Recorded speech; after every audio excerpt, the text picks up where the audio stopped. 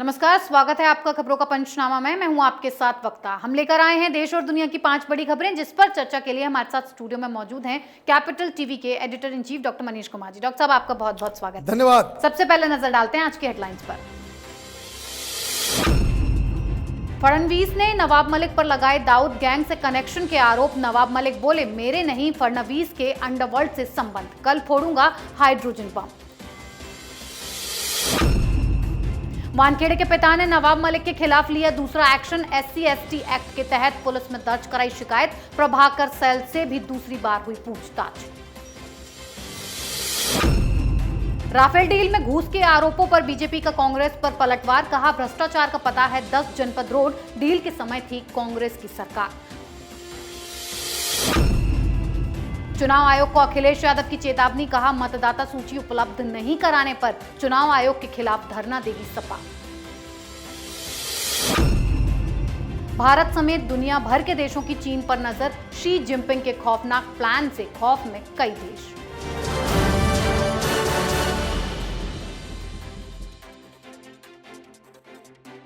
सबसे पहले बात करेंगे महाराष्ट्र की सियासत पर। वानखेड़े पर लगातार आरोप लगाने वाले नवाब मलिक पर इस बार बीजेपी नेता देवेंद्र फडणवीस ने बड़ा बम फोड़ा है। फडणवीस ने नवाब मलिक और दाऊद इब्राहिम के बीच कनेक्शन का खुलासा किया और कहा कि नवाब मलिक के अंडरवर्ल्ड के लोगों से संबंध है। सरदार शाह वली खान और हसीना पारकर के करीबी सलीम पटेल के साथ नवाब मलिक के व्यावसायिक संबंध हैं। इन दोनों ने नवाब मलिक के रिश्तेदार की एक कंपनी को करोड़ों की जमीन कौड़ियों के दाम में बेची। इन आरोपों के बाद नवाब मलिक बौखला उठे और तुरंत सफाई देने के लिए प्रेस कॉन्फ्रेंस कर डाली। नवाब मलिक ने कहा कि फडणवीस ने सच को राई का पहाड़ बनाकर पेश किया है। मेरा नहीं बल्कि अंडरवर्ल्ड से फडणवीस का कनेक्शन है और कल 10 बजे अंडरवर्ल्ड का हाइड्रोजन बम फोड़ूंगा। डॉक्टर साहब, नवाब मलिक के इन खोखले दावों में कितनी सच्चाई है? देखिए, पहली बात यह कि जो आरोप लगाए गए हैं देवेंद्र फडणवीस की तरफ से, उन्होंने सिर्फ आरोप ही नहीं लगाए, सबूत पेश किया। और इस सबूत से क्या मालूम चलता है कि 3-4 ऐसी ज़मीनें जो काफ़ी महंगी, जिनकी कीमत करोड़ों में थी, 20 लाख 30 लाख रुपए में नवाब मलिक के रिश्तेदारों ने, उनके बेटों ने उसे खरीद लिया। अब ये मसला सिर्फ खरीद बिक्री का नहीं है जी। वो इसलिए नहीं है क्योंकि ये जो 1993 में जो ब्लास्ट हुए, उसके बाद से जितने भी, जो चाहे वो मेमन हो, चाहे वो दाऊद इब्राहिम हो, जो टेररिस्ट हैं, उनके जो संपत्ति हैं, उनके जो घर हैं, ज़मीन है, इन सब को सरकार को जब्त करना था। यही आदेश है कोर्ट के जरिए। अब वो कोई खरीद लेगा तो उसकी वो ज़मीन तो बच जाएगी, सरकार जब्त नहीं कर पाएगी। ये सिर्फ मसला नवाब मलिक के और इन लोगों से रिश्ते का नहीं है, ये नेशनल सिक्योरिटी का मसला है और इसमें NIA की जांच होनी ही होनी चाहिए।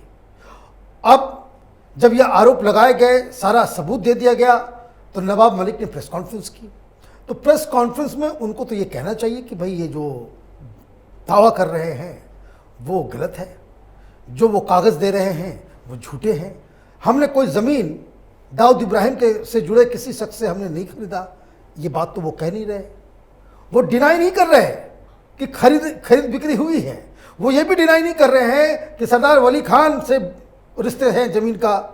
वो नहीं ये कह रहे कि हसीना पार। इन सब आरोपों के ऊपर उनको कोई कुछ नहीं कहना है। वो सिर्फ टेक्निकल मसला उठा रहे हैं कि हम बहुत पहले से वहाँ पे रह रहे थे, हम टीनेंट थे, हमने ये करवाया था, हम पावर अटॉर्नी, ये वो तमाम जो टेक्निकल बातें कह रहे हैं। मूल बात वो नहीं बता रहे हैं कि जिनसे इन्होंने ज़मीन ली, उनका रिश्ता दाऊद इब्राहिम से, हसीना पारकर से है या नहीं है। कागजात बता रहे हैं। नवाब मलिक इसके ऊपर कोई डिनायल नहीं दे रहे हैं, तो ये समझा जाएगा कि जो आरोप लगाए गए हैं वो सही हैं।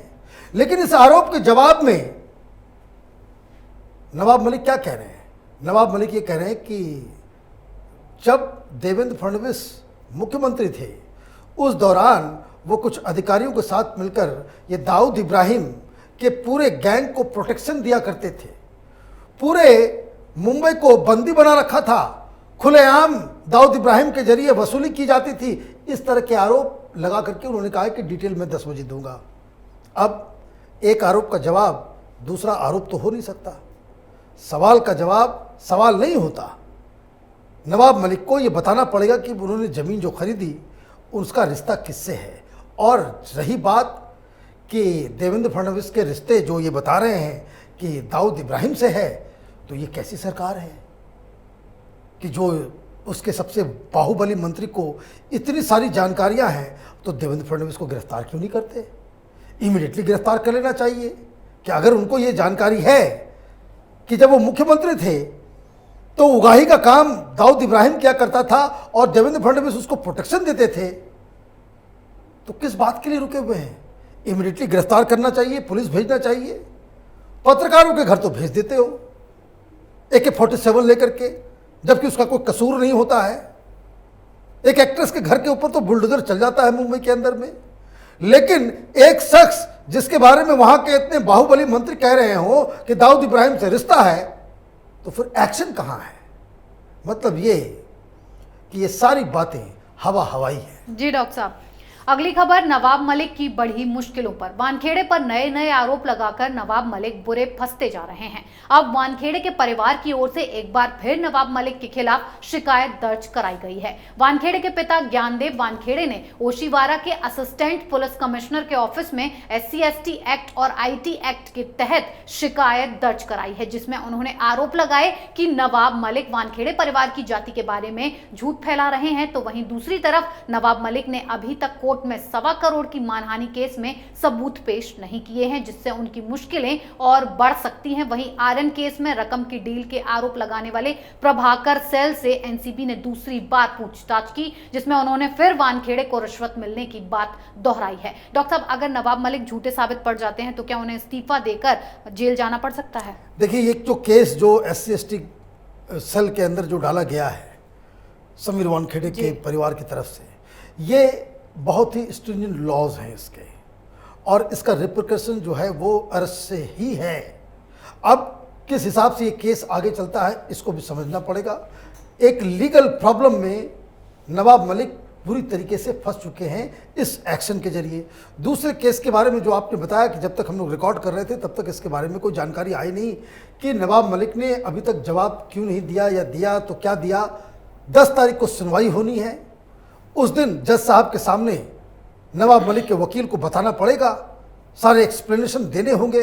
हो सकता है वो वक्त मांगे, लेकिन जिस तरीके से कोर्ट का रुख है, जो ये कह रहे हैं कि भाई आप आरोप तो लगा दे रहे हो, ट्वीट तो कर दे रहे हो, कोर्ट को आप जवाब क्यों नहीं दे रहे, तो ये 10 तारीख को इसका फैसला हो जाएगा।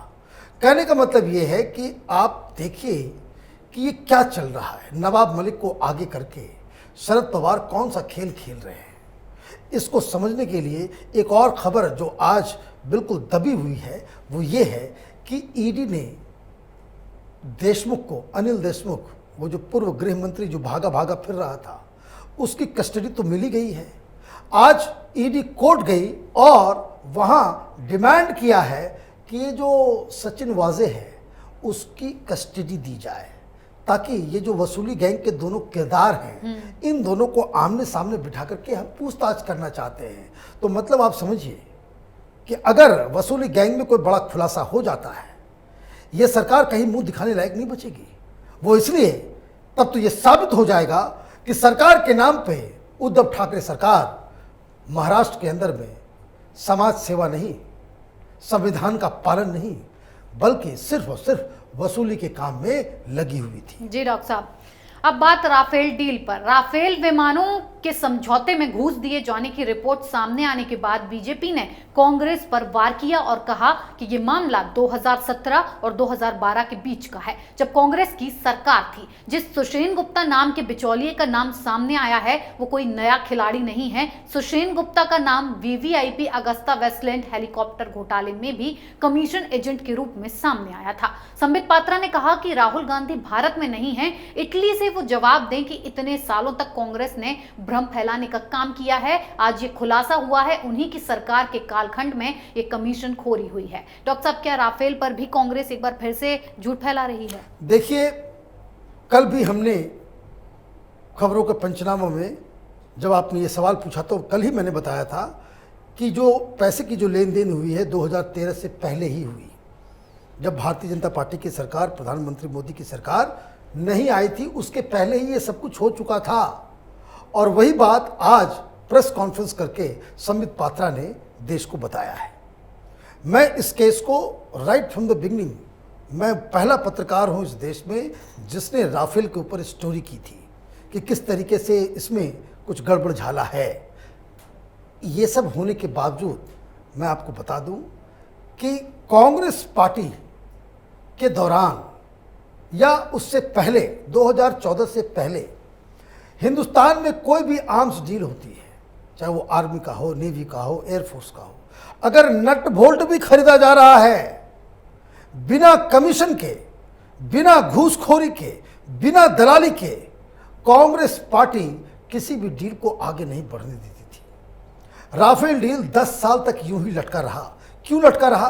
वो इसलिए लटका रहा कि यही दलाली और बिचौलियों के बीच में, और जिसकी जानकारी उस समय के डिफेंस मिनिस्टर एंटोनी साहब को हो गई। मैं कांग्रेस पार्टी की तारीफ नहीं कर रहा, लेकिन एक बात आपको बता दूं, ये जो मिस्टर एंटोनी जो डिफेंस मिनिस्टर थे, वो कांग्रेस पार्टी के अब तक जितने भी डिफेंस मिनिस्टर बने उनमें से सबसे ईमानदार व्यक्ति थे। अब जब इनको समझ में आ गया कि यह गड़बड़ झाला चल रहा है, इसमें दलाली ली जा रही है, उन्होंने बाकायदा इस डील को ही खत्म कर दिया। ये कह दिया कि डिफेंस मिनिस्ट्री के पास पैसे ही नहीं है। वो बचना चाह रहे थे कि कोई बवाल, कोई लांछन उनके ऊपर ना लगे। तो दो तरीके से होता है, एक, आप सारी खरीदारी ही बंद कर दो। तो इसलिए यूपीए के दौरान एक भी हवाई जहाज नहीं खरीदा गया, कोई भी बड़े आर्म्स डील्स नहीं किए गए। क्यों नहीं किए गए? क्योंकि उस समय लग रहा था कि भाई ये सारे लोग खा पी जाएंगे, और कुछ डील्स हुए भी, वो बाकायदा उस पर सवाल उठ गया। ये पहला इस तरह की सरकार थी यूपीए की, जो तथाकथित ईमानदार मनमोहन सिंह की सरकार, जिसमें नेवी चीफ भी गया, जिसमें आर्मी चीफ के ऊपर भी सरकार लड़ गई उससे, जनरल वीके सिंह से, और एयरफोर्स चीफ के ऊपर भी बवाल मचा, जेल भी गया। ये अगस्ता वेस्टलैंड, ये जो हवाई जहाज का जो मसला था, हेलीकॉप्टर का जो मसला था, उसमें ये सारी चीज़ें हुई। तो ये बात सही है कि कांग्रेस पार्टी बिना कमीशन खोरी के एग्जिस्ट ही नहीं कर सकती।